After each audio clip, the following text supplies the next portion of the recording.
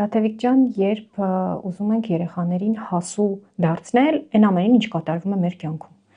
բայց նրանք երեխա են, տարբեր տարիքների, ինչքանով, ինչ չափով եւ ինչ ձևով կարող ենք իրենց հետ խոսել այն ամենից, ինչ մեզ էլ է օրինակ անհանգստացնում, կամ իրենք տեսնում են, իրենք միևնույն է տեսնում են, հասկանում են ինչ-որ բաներ, կա տենց ինչ-որ մի մեթոդ, ինչ-որ մի ձև, հա, տարբեր տարիք երեխաների տարբեր ձևով զրուցելու։ Անանջան, երևի առաջին ու ամենակարևոր բաներից մեկը խոսելն է, պետք է սկսեմ դրանից, քանի որ ծնողները մեծամասամբ խուսափում են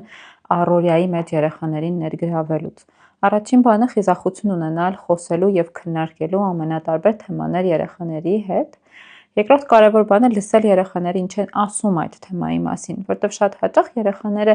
ուզում են կոնկրետ պատասխաններ կոնկրետ հարցերին, իսկ մենք սկսում ենք պատմել շատ վաղուց, երկար ինչ-որ պատմություններով, արդյունքում ավելի խճճելով երեխային։ Հստակ լսեք հարցադրումը, ինչի մասին է երեխան ձեզ հարցնում։ Լավ տարբերակ դրան օգնելու հետադարձ հարցադրում անելն է երեխայի հարցից հետո, իսկ դու ինչ գիտես այդ մասին, ինչ ես պատկերացնում, ինչ ես ուզում ինձնից լսել այդ մասին, ու փորձել հնարավորինս բացատրել։ Բացատրում ենք տարիքին համապատասխան, այսինքն երբ որ 4 տարեկան երեխան մեզ հարց է տալիս, մենք չենք կարող ակադեմիական լեզվով բացատրել իրեն, թե դա ինչ է նշանակում։ Բացատրում ենք իրեն բնորոշ տարբերակով, խաղային ձևով, քննարկելով, խաղարկելով, հումորով, կատակով։ Երբ որ 15 տարեկանն է հարցնում, իրեն հասու տարբերակով ենք փորձում նկարագրել, բայց պատմում ենք եւ լինում ենք իրական եւ ոչ թե կեղծ իրականություն ենք փորձում ստեղծել երեխաների համար։ Կա անկեղծության ինչ-որ մի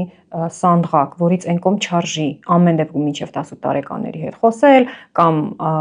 դա իրենց կվնասի, իրենց հոգեբանությանը կվնասի, տենց բան գոյություն ունի, կամ կան թեմաներ, որոնք արգելված են ու ցանկալի չի խոսել։ Ոչ մի թեմա չի կարող սահմանափակված լինել երեխայի համար, հատկապես եթե այդ թեման շրջապատում է երեխային։ Երեխան ապրում է այդ իրականության մեջ, դուք ուզեք, չուզեք, պատմեք, չպատմեք, սերիալիզացնեք միջավայրը, թե չէ, երեխան այդ պատմությունները լսելու է ու իր հարցերով գալու է ձեզ մոտ։ Այնպես որ չկա սահմանափակվող թեմա, խոսում ենք ամեն ինչից, միայն հասանելի տարբերակով երեխային, որ ինքը հասկանա մենք ինչ ենք իրեն ուզում ասել։ Իսկ եթե մենք չխոսենք, որովհետև թեման ցավոտ է, որովհետև ամաչում ենք, որովհետև թեման չգիտենք, որովհետև չգիտենք ինչպես պատասխանենք, ուղղակի փակում ենք, շրջանցում ենք 1-2 անգամ, ինչ կկատարվի այդ դեպքում։ Ուղղակի երեխայի հարցերի պատասխանների վայրը այլևս դուք չեք լինի։